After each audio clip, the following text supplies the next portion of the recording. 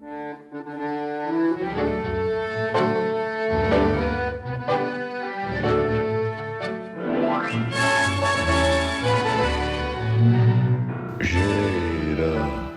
gira.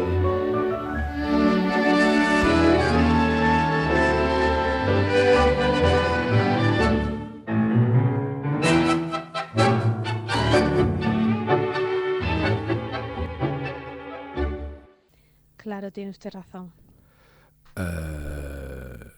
Bueno, celébrelo. Celébrelo porque yo por venir a verlo usted,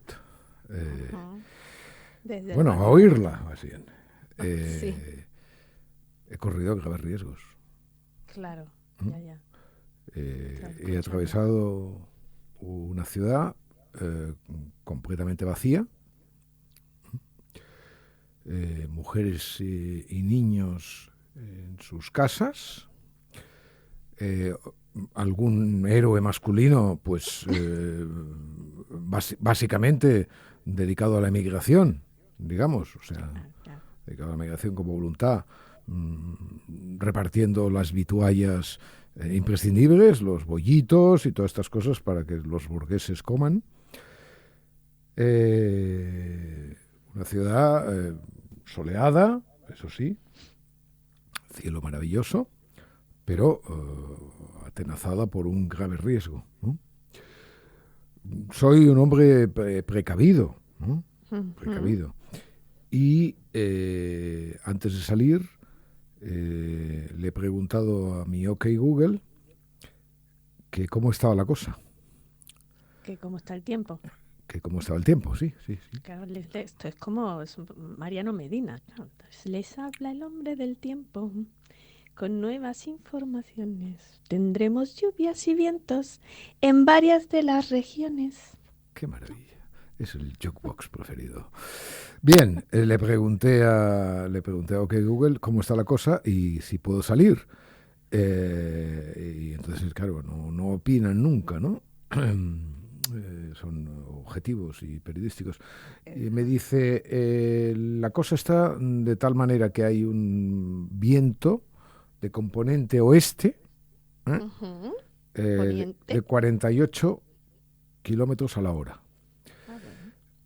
Según la escala de Beaufort, que midió las intensidades, esto es el nivel 6, ¿vale? De 12. Okay. El nivel 6 va de 39 a 49 kilómetros por hora y lo llaman brisa fuerte. ¿Ok? Brisa fuerte hoy ha supuesto en Cataluña, esa tierra de subnormales, el cierre de los hospitales, de los servicios, excepto los servicios de urgencia, de las escuelas, de las universidades, de una miríada de entidades privadas que, lógicamente, reciben el eco del comentario público. Todo ello presidido por el consejo muy taxativo, debo decirle, del alcalde Collboni. El alcalde Collboni ha dicho: no salgan ni a bajar la basura. ¿Vale? Así mismo. No, pero esto es, usted ya sé que, en fin, creerá que yo he tomado algo, ¿no? Y yo lo único que tomo son ensaimadas de Sacha antes de salir de casa. O sea, ensaimadas de Sacha y té St. James, ya sabe usted. Sí, y en tiempo de trufa blanca, pues ya sabe usted, la tostada con trufa blanca. O sea, no salgan a bajar la basura. ¿Vale? Brisa fuerte.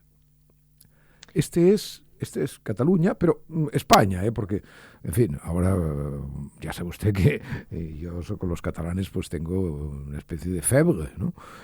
Pero es igual, o sea, una vez estaba nevando en Madrid y el alcalde Almeida dijo: no salgan a la calle que está nevando. ¿Vale? Bien. Mire, hay una cuestión aquí, más allá de la ira y la indignación, que estas... O sea, ver una sociedad rendida a los cuidados paliativos es una cosa bastante jodida. Porque, claro, es una sociedad que agoniza, ¿no? Y a la cual, pues, la sociedad de los cuidados es la sociedad de los cuidados paliativos, ¿no? Porque una sociedad que con una mañana de brisa fuerte cierra las instituciones públicas, las privadas, etcétera, etcétera, es una sociedad que tiene algún problema, ¿no? O que quizá está aventurando algo, ¿no? Aventurando algo que salía el otro día en una especie de conversación a ratos interesante entre algunos especialistas en inteligencia artificial, y alguno de ellos decía algo que es meditable, ¿no? Decía, bueno, es que a lo mejor el trabajo se acaba, ¿no?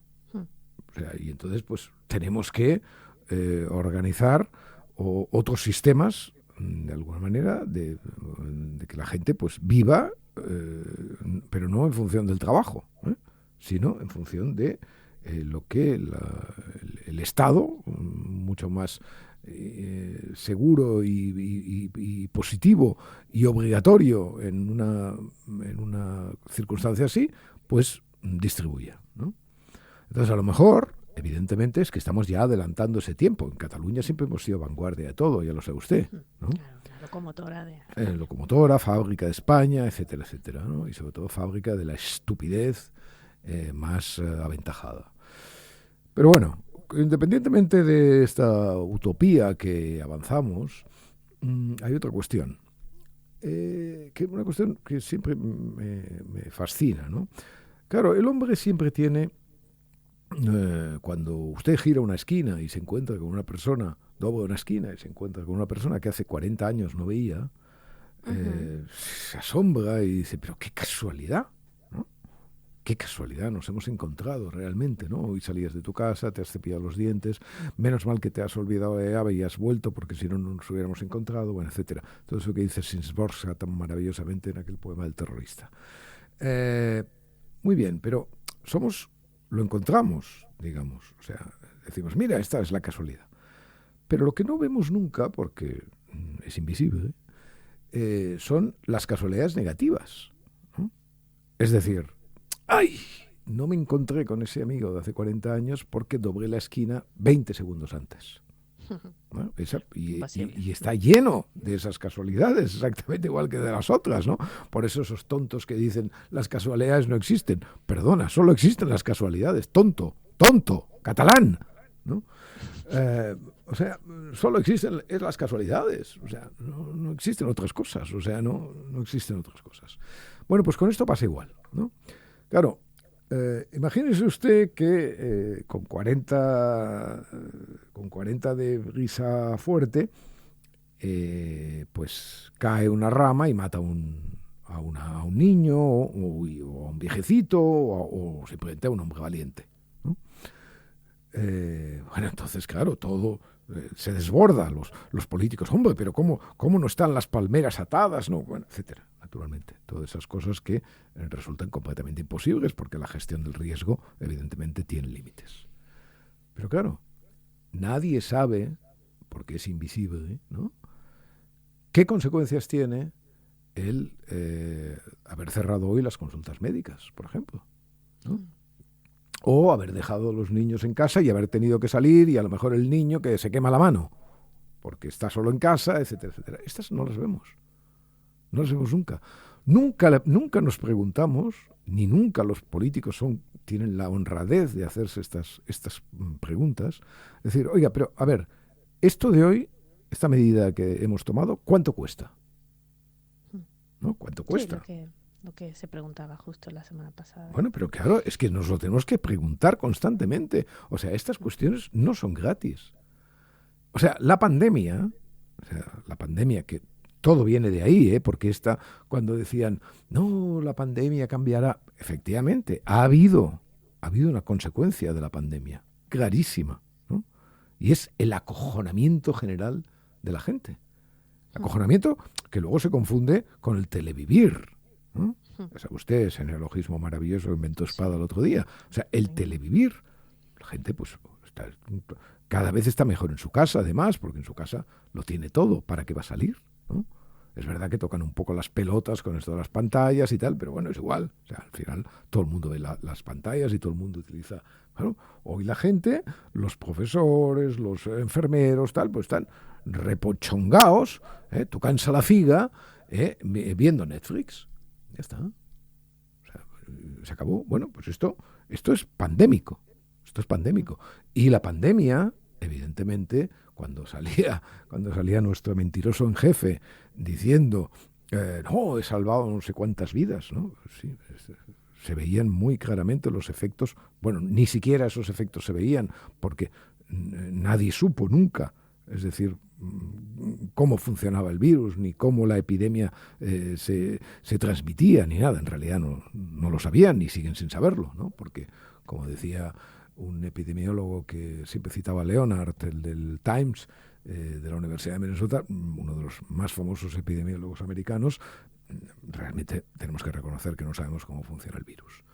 Pero claro, los costes económicos, morales, etcétera, etcétera, de aquel cierre, nunca los hemos sabido. Primero porque no ha habido interés.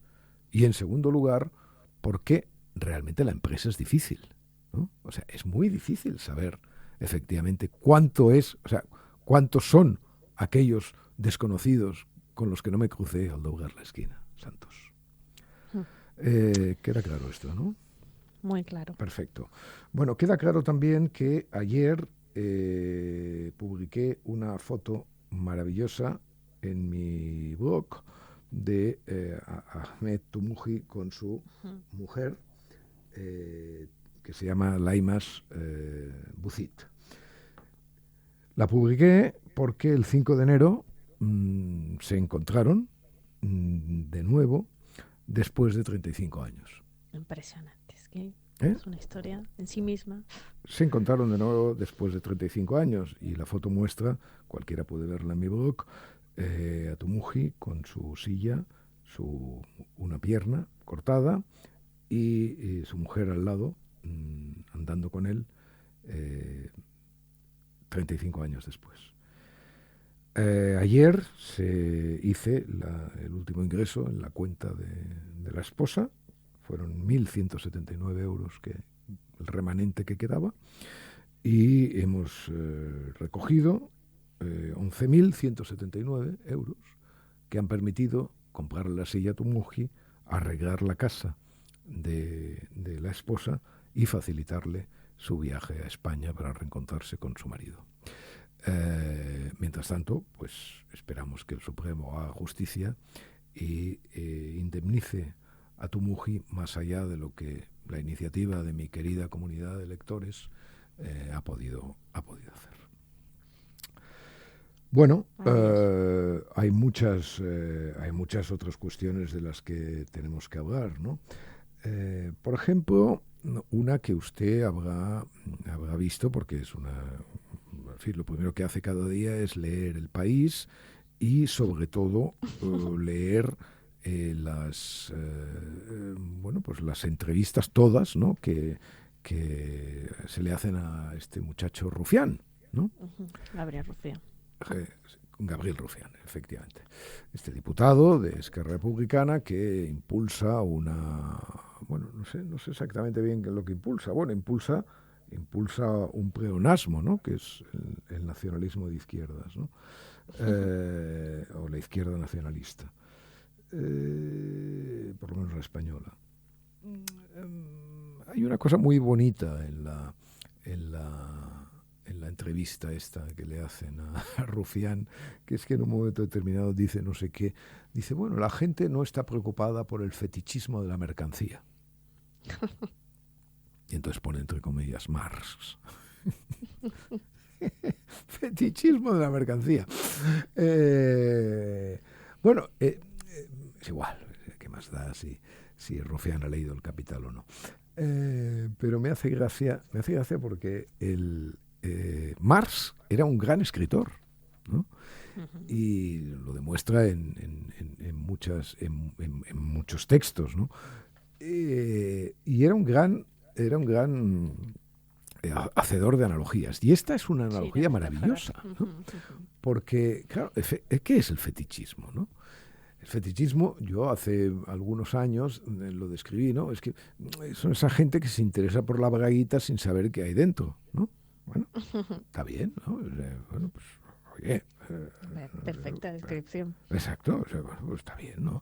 Bueno, pues esto lo mismo es lo que pasa, ¿no? O sea, se interesa por la braguita como mercancía sin saber el el trabajo que ha costado hacerla, quién ha participado en ello, bueno, todo el mecanismo, es decir, la gente solo ve ahí la braguita sin darse cuenta del trabajo que lleva dentro. Y esto me parece como fascinante, ¿no? Porque realmente que Rufián nos hable con esta sofisticación intelectual, lástima que no acaba de explicarlo, pero bueno, todo el mundo sabe que él lo conoce perfectamente y que está el caso de la capacidad, de la fabulosa capacidad analógica de nuestro Mars. Y para acabar esta especie de Macedonia, una mala noticia, ha muerto un escritor que aprecio mucho, que se llama Ses Noteboom, o Noteboom, o como se llame, al que conocí, por cierto, y que de él he leído unos libros de viajes. El que recuerdo mejor es El desvío a Santiago. El desvío a Santiago, que era un libro sobre viajes españoles, y que cité, además, en Ebro Orbe, y cité con una frase que me gusta mucho de él, no sé si sí, la tengo aquí. Él está en un parador, ¿no? En un parador de Sos del Rey Católico, ¿no? Que es un parador que yo estuve años después y bueno, es un parador estupendo, cené muy bien y tal. Y él hablaba de este parador en su libro El desvío de Santiago, donde pasó varias noches de invierno, escribía yo como único señor del castillo. Y una noche, cuenta Noteboom, se cruzó con un inglés que también leía y escribía, ¿no? Y entonces dice, nuestras miradas se evitan mutuamente como perros que saben que tienen la misma enfermedad. Es maravilla. Muy bonito y efectivamente, la misma enfermedad. Bueno, he leído en el País que Isabel Lorda, que es una buena amiga, Isabel Lorda, bueno, no nos desviemos. Isabel Lorda que es traductora de Noteboom y buena amiga suya, se ve que va a traducir todos los artículos que escribió el holandés errante sobre España, ¿no? Y lo va a sacar Ciruela en unos meses y parece que se va a llamar España Interminable, Crónicas de un viajero. Increíble, muy bien. Bueno, Sánchez en el Congreso, no sé, ¿tiene usted alguna idea? No, las que usted ponga sobre la mesa siempre. Bueno, en fin, no... Porque yo ya no lo puedo escuchar, o sea, difícilmente, lo hago por obligación. Bueno, pero vamos a ver, Santos, pero no es que usted es muy sentimental. Ya ve, así es. Pues estaríamos frescos, que todo no. Pero vamos a ver, en fin. O sea... Aguanto. Claro, hoy el País hoy le reprocha con el dedito levantado, un poquito. Están un poquito... tienen el dedito levantado con un poco todavía de vaselina el dedito, pero bueno, pero en fin, tienen el dedito levantado y ya le dicen, oye, esto de que el accidente de Ademuz sea una fatalidad... pues hombre, hay que esperar a la comisión de investigación, ¿no? Claro, la idea de fatalidad que tiene el diario El País y que tiene el presidente del gobierno, a mí me gustaría conocerlo, pero vamos a ver, no me voy a meter en esas honduras ahora, ¿no? Porque el fatum, ¿no? Sí, no creo que sea la misma que tiene usted de que los accidentes pueden pasar, ¿eh? Bueno, no lo sé. Pero me parece muy bien porque el diario El País dice, hombre, fatalidad es que en aquel momento pasara otro tren por la vía. Sí, claro, bien. ¿Y? Eso es fatalidad. Y en cambio, que suceda un accidente, es decir, que el tren descarrilara por alguna razón que no hemos podido saber, ¿qué es? O sea, es que claro, la fatalidad, en fin, la fatalidad, además me hace gracia porque es como si claro, es por eso que ya nos vamos a meter en Honduras y no quiero. Claro, o sea, resulta que el choque con el tren, o sea, la invasión en el carril que viniera el otro tren, eso es determinismo, estaba determinado, ¿no? En cambio, el descarrilamiento primero no estaba determinado. Pobres chicos. Bueno, pues nada, Sánchez, pues en fin, como siempre, como esa marea, ¿no? Del náufrago. O sea, no, esa marea del náufrago, ¿no? Con independencia de que manejara, por supuesto, a ver, datos incontrovertibles, sobre los mantenimientos, sobre lo que la vía ferroviaria española es, etcétera, etcétera. Pero, naturalmente, con esa pose absoluta del náufrago al cual, evidentemente, solo ya puede bracear. Pero bueno, sigamos. Ujú. Vamos a ver, hay un asunto que yo creo que habíamos tratado de algún modo en algún gira anterior, pero que me quiero ocupar hoy porque claro, cuando ves este ambiente pandémico, ¿no? Pues Ujú. la reacción inmediata es decidir todo va maravillosamente bien. ¿Tiene usted los datos ahí de los crímenes violentos que se desplomaron en las principales ciudades de América en 2025, ¿no? Así es, sí, sí. Pues hay unas caídas increíbles, ¿no? Por ejemplo, No, esto o sea, nos interesa mucho. el titular es que de Axios que las principales ciudades de Estados Unidos se ha desplomado los crímenes, ¿no? Entonces, más de un 58% en Orlando, Florida, más de un A ver, 52% en Tampa, en qué? en un año de 2024 a 2025. No. En Denver 47%, en Seattle 36%, en Honolulu, Hawái 34,5%, 34,3% en Albuquerque, 33,3% en Ohio, en Columbus, Ohio, 32% en Washington, que es una de las ciudades más violentas, y 31% en Baltimore, que es otra de las ciudades violentísimas de Estados Unidos, ¿no? Uh-huh. Claro, los republicanos barren para casa y dicen bueno, que esto es por gracias a sus políticas, ¿no? De la administración de Trump, pero lo que dice el artículo, que es muy interesante, es que se debe como a causas más complejas, ¿no? Uh-huh. Por ejemplo. A ver. Esto me interesa mucho porque efectivamente hay, como todas las cosas importantes, ¿no?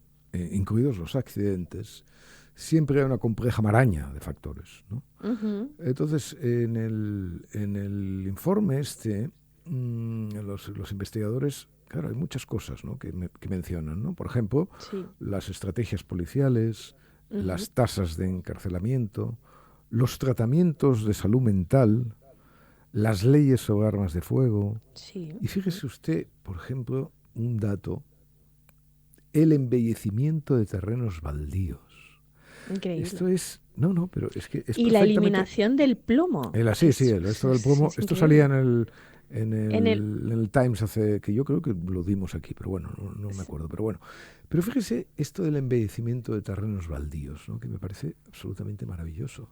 O sea, porque efectivamente los solares abandonados, como el papel en el suelo, llaman al abandono, ¿no? O a la Ujú. suciedad.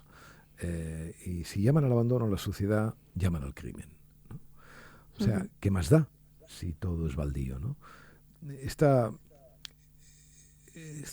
especie de pulsión civilizatoria del hombre, ¿no? de la cual los ignorantes se quejan, ¿no?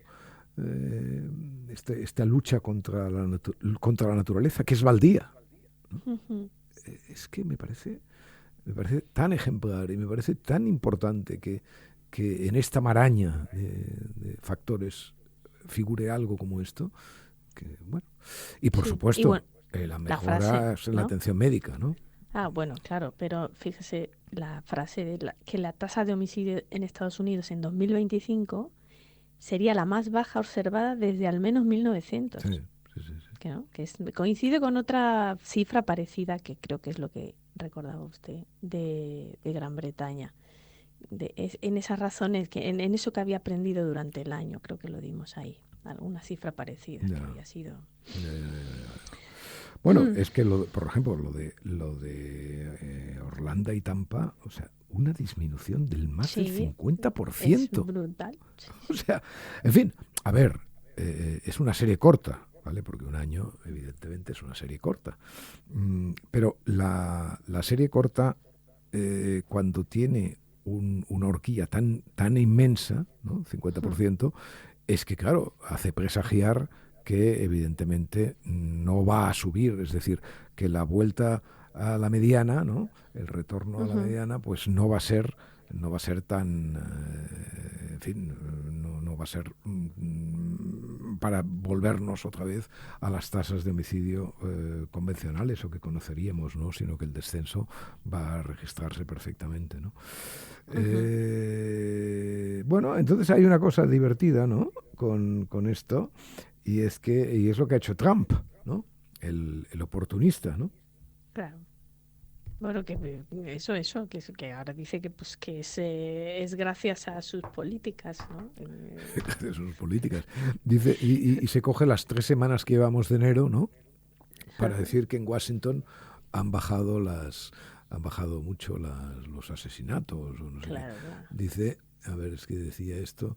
Dice, la Casa Blanca, después de que la administración Trump aumentó los recursos federales en Washington, plagado de delincuencia, el distrito pasó 3 semanas en el 9 año antes de registrar su primer homicidio. La primera vez que la capital de la nación había pasado más de 10 días en un nuevo año sin un asesinato en al menos 3 décadas, ¿no? Bien, más allá de su oportunismo, por supuesto, es una de esas grandes noticias que los periódicos no recogen con la suficiente brutalidad, ¿no? O sea, porque la brutalidad tipográfica, la brutalidad en el esquema, digamos, de nuestro funcionamiento del mundo, nunca recoge impactos positivos de esta naturaleza. Pero llegado este momento, mi querida Santos, usted lo único que quiere, o lo único que quiero yo, es que me cuente el último capítulo de la vida de nuestro Pigue. Sí, es otra cosa aportada por un amable oyente que me encanta que los amables oyentes y lectores... Nuestra Loray, este tipo ¿no? de cosas, Creo que era. Sí, un comentarista de su blog, ¿no? Es viejo, ¿no? Bastante viejo. Porque yo bueno, vieja, las mujeres no envejecen, ¿no? Las mujeres no... Es que no sabía si era él o ella. No, es ella. Bueno, usted sabe porque es el dueño de la página. Hombre, claro, bueno, sé todo. Yo soy el dueño. Claro. Ahí estamos. Bueno, es algo de Marvin Harris. Marvin Harris, bueno para comer. Qué gran libro el de Harris, qué gran libro. Siga.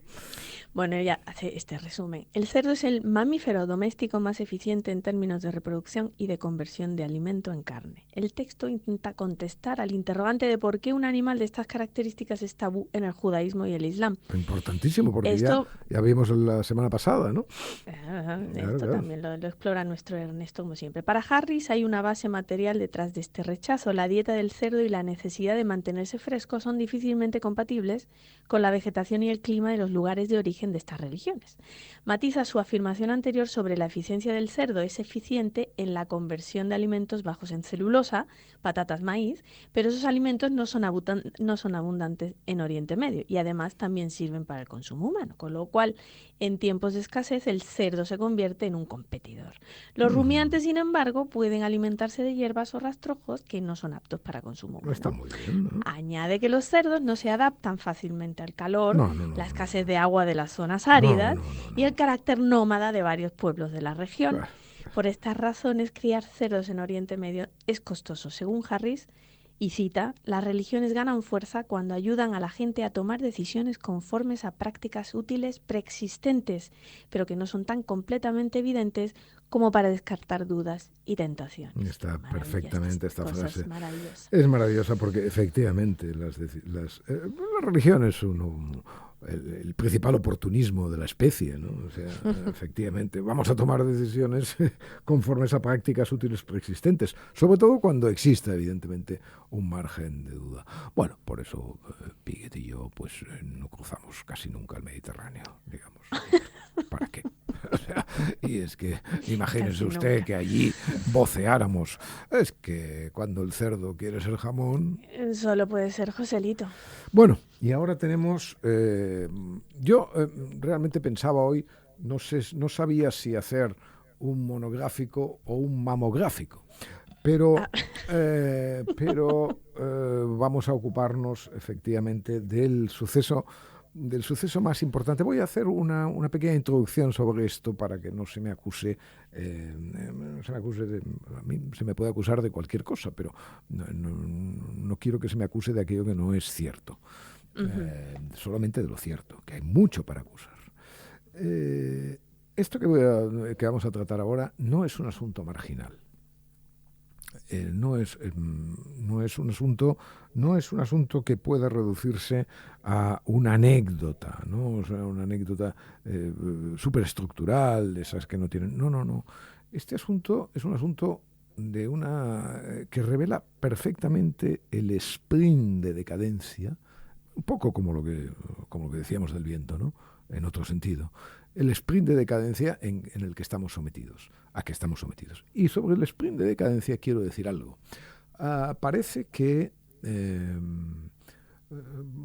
los boomers, cuando nos oponemos a nuestro tiempo, que es este, que no lo olvide usted, que es de esa generación ignota, no lo olviden los millennials, no lo olviden los de la Z, no lo olvide nadie. Este también es nuestro tiempo, ¿vale? Este es el tiempo boomer, ¿ok? Tanto como el otro tiempo. Bueno, pues los boomers, cuando escupimos sobre vuestras tumbas, a la manera de Boris Vian, escupimos sobre este tiempo como escupíamos sobre el tiempo del pasado, ¿vale? Porque claro, aquí hay una cosa que no se aclara nunca. Y es que ¿qué hacíamos nosotros en los años 70, en los años 60, en los años 80? Escupir sobre lo que nos parecía mal, sobre la capellanesca, ¿no? La capellanesca que adoptaba pues las formas que naturalmente pues adoptaba según conveniencia, ¿no? Bueno, pues ahora lo único que hacemos es lo mismo, ¿eh? O sea, estar inconformes con las derivas absolutamente intolerables de las dictaduras mentales, ¿eh? De las dictaduras mentales y en aquel caso de las dictaduras de jurisdicción perfectamente físicas que además costaban, evidentemente, y tenían un alto precio, ¿no? Hoy, a pesar de que tampoco se vea, porque esta es otra de las cosas invisibles, estas dictaduras también tienen precio. Y cuestan, y hay que pagarlas, ¿eh? Y no me haga hablar más. Explique el caso. No sé qué quiera usted hablar en concreto. Bueno, quiero hablar del caso de Sara. Bien, bueno, nadie dijo ningún nombre. Se refiere usted al comentario que dijo Rosa Belmonte. ¿Cómo que nadie dijo ningún nombre? O sea, no. O sea, ella, Rosa Belmonte hablaba... Rosa Belmonte, mi querida amiga Rosa Belmonte, para empezar, una de las columnistas realmente ejemplares de este país, a la cual leo siempre con provecho desde hace muchos años, y autora de una columna que hace mucho tiempo expuse como una perfección geométrica comparable a la de Canva, se ha visto envuelta en una especie de no sé cómo llamarle, ¿no? Sí, una cosa mamográfica, ¿no? Sí, el presentador del programa, Pablo Motos, habló de una tertuliana. A ver, ¿presentador de qué programa? Pero ya ve, explique usted ya bien lo las dije, cosas. Ya lo dije, El Hormiguero, el programa El Hormiguero. En el programa El Hormiguero, que es un programa que sale por la tele, ¿no? ¿Quién lo hace en este la programa? noche. ¿Quién lo Pablo hace? Motos. Vale. Pablo Porque Motos yo, y dos todo hormigas. esto del hormiguero, de Pablo Motos, de Sara y tal y cual, para mí son cosas que he aprendido en las últimas 24 horas. O sea, porque, claro, yo de una que se llama Sara con H, que no sé dónde lleva el H, por ya sabrán nuestros amables oyentes que usted no tiene televisión. No, por supuesto que no. Claro.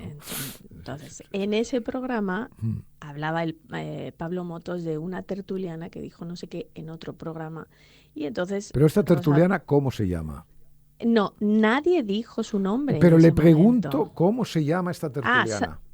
La que se sintió aludida, Sara Santaolalla. Muy bien, Santa Olaya, ¿no? Sí. Santa Olaya. Santa Olaya tuvo algo como, porque había una santa, esta era Santa Eulalia. ¿A quién le cortaron los pechos?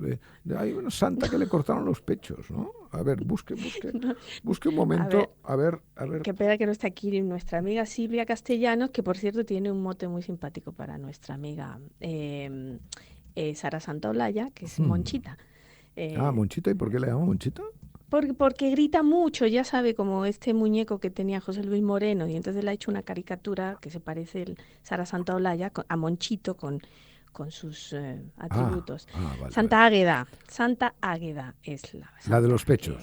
No, sí, vale, nada pues que ver con nada Santa que ver Olalla. Santa Olalla. No, menos mal, porque hubiera sido ya no vamos a buscar nada. Entonces, tremendo, nos hubieran llevado a la cárcel, esposados, etcétera. Diga. Entonces, Rosa Belmonte, al hablar Pablo Motos de una tertuliana, ella dijo, ¿esta que es medio tonta, medio tetas? Y claro, se hizo un silencio, Momento. generalizadas, no sé. Momento, pero medio tonta, medio tetas dijo de Sara Santaolalla, que por cierto... Dijo de la tertuliana, es que quiero hacer hincapié en esto, porque nadie dijo su nombre. ¿Quiere dejar de ser pesada? O sea, vamos a ver.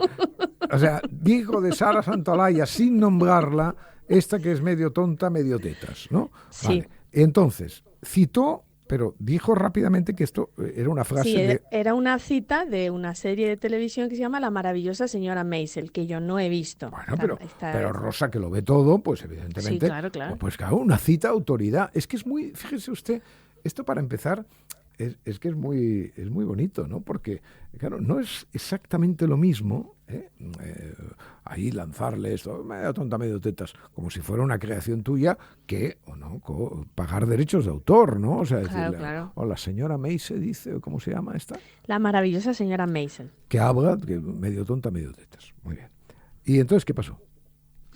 Entonces, pues se armó un revuelo y Sara Santaolalla enseguida dijo que se le había insultado, fui humillada por mi aspecto físico, el presentador me señaló, una señora me insultó y el resto de la mesa se rió ante esta violencia que se ejerció desde un plató, escribió ella en Twitter. No fue un callejón, no fue en un callejón, fue en la tele, no eran hormigas, eran ratas. Lo de hormigas es porque hay unos muñequitos en ese programa que son unas hormigas. Se llaman Trancas y Barrancas, para que usted tenga toda la información. Muy bien. Bueno, mire, yo me he informado, evidentemente, rápidamente de este asunto. He visto, además, quién es esta Sara, ¿no? Porque esto de Sara no me parece que sea con la H, hay que decirle Sara, ¿no? No, hombre, no, Sara, aunque lleve H final, es Sara. ¿Sí? ¿Usted cree? No estoy tan seguro. ¿Sí? No, bueno, usted sabe de estas cosas. Bueno, mire, esta muchacha, muy joven, da voces, da gritos e insulta constantemente por la media docena de clips que, bueno, no pasa nada, o sea, en fin, la gente puede insultar y no voy a hacer yo ahora de ofendido ni nada parecido. Pero le debo decir una cosa. Esta señora ha hecho de sus tetas santo y seña. ¿Vale? Sí, porque esta señora se muestra de alguna manera haciendo santo y seña de sus tetas. Es más, le digo una cosa, ella odiaría que nadie las mencionara, porque las sirve en bandeja a todos los hogares españoles que disfrutan de sus profundos análisis mediáticos. Entonces, bueno, es que naturalmente, ¿cómo vamos a evitar, bromeando sobre la gente, no aludir a aquello que forma parte de su marca? ¿No? O sea, es que, en fin, es como si yo me quejara alguna vez de que, oye, pero es que me han dicho fanfarrón. Bueno, pero usted no está todo el día diciendo que es un fanfarrón, que es un fanfa y que no sé qué y qué tal. Pero vamos a ver. O la que le reprochan, por ejemplo, no, es que usted es una pija, ¿no? Porque usted ha nacido en una familia, no sé qué, tal y cual. Bueno, muy bien, pues sí, pero en la medida, usted reprócheme esto en la medida en que yo vaya de pijo. Había un maravilloso protagonista de la radio española hace muchos años que se llamaba Tito B. Diagonal, ¿no? Tito B. Diagonal hacía de pijo, ¿no? Es como si hacía de pijo y tal y cual, y estaba todo el día interpretando el papel de pijo. Bueno, pues pero si alguien se ríe y le llama pijo, pues ¿qué va usted a hacer? O sea, no va a hacer nada, ¿no? O sea, ¿cómo es posible que alguien se moleste porque una persona subraye lo que efectivamente forma parte de su presentación ante el mundo? Eso en cuanto a las tetas. Pero yo, evidentemente, he analizado todo lo que dice esta muchacha, ¿no? Y efectivamente, solo dice tonterías. Está, no pasa nada, en fin, no es la única. O sea, no es la única, ni hasta nosotros, santos, decimos tonterías. Sí, claro. Las tonterías son relativas, ¿no? O sea, es decir, bueno, pero usted, ¿qué score, qué rango tiene de tonterías? Bueno, pues no. El que yo he visto, también es verdad que he hecho una aproximación de urgencia a su pensamiento, ¿no? Pero solo he oído tonterías, ¿no? Entonces, claro, si por una parte su marca son las tetas, y por otra parte solo dice tonterías, pues la definición Rosa Belmonte ha hecho una definición. La maravillosa señora Meisel es completamente tal. Ahora bien, ha pasado algo más, ¿vale? Ha pasado algo más con este asunto. Y es que ha pasado algo más muy desagradable. Y es que Rosa ha pedido disculpas. ¿Tiene usted por ahí ¿qué ha dicho? Sí. Pues léalo, por favor. Leo enseguida. Pido sinceras disculpas por mi inconveniente comentario en El Hormiguero. Fue espontáneo, nadie sabía lo que iba a decir, ni yo misma 5 segundos antes. Pido perdón a quien haya ofendido, a quien se haya molestado, a quien haya molestado y a quien haya afectado, sobre todo porque no era mi intención. Pues no. Ese fue su mensaje. Pues eso es lo que nos hace retroceder. Eso es lo que nos hace retroceder.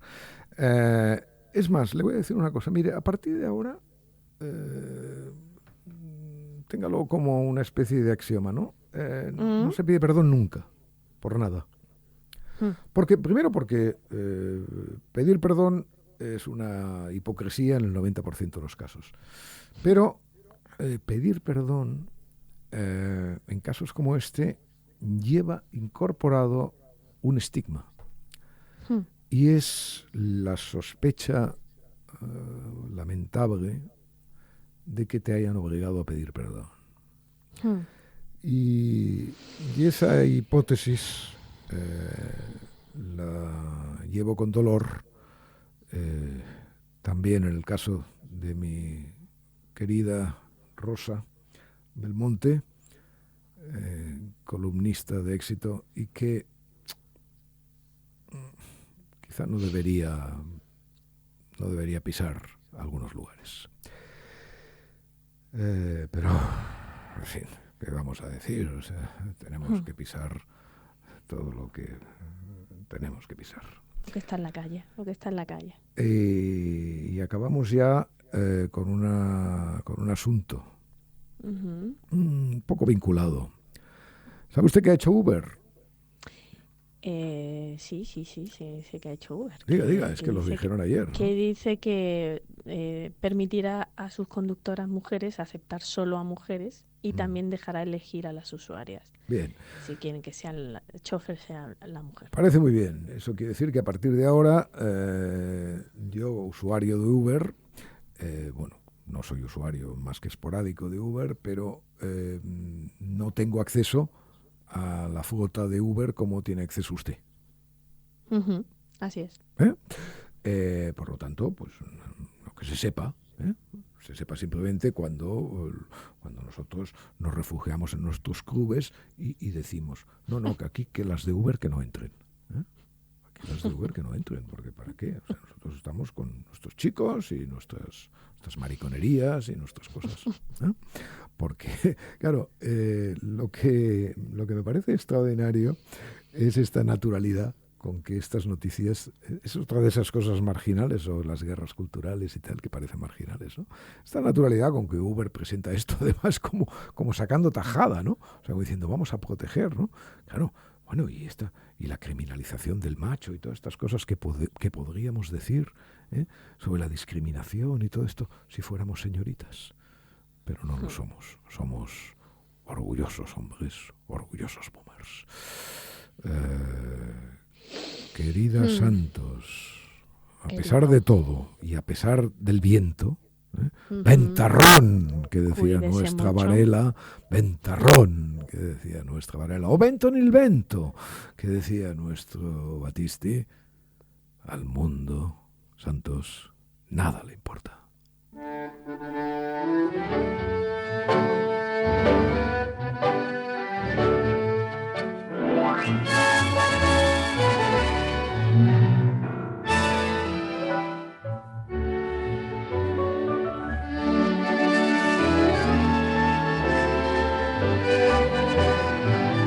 Un podcast de Arcadi Espada y El Mundo con la colaboración de Yaiza Santos.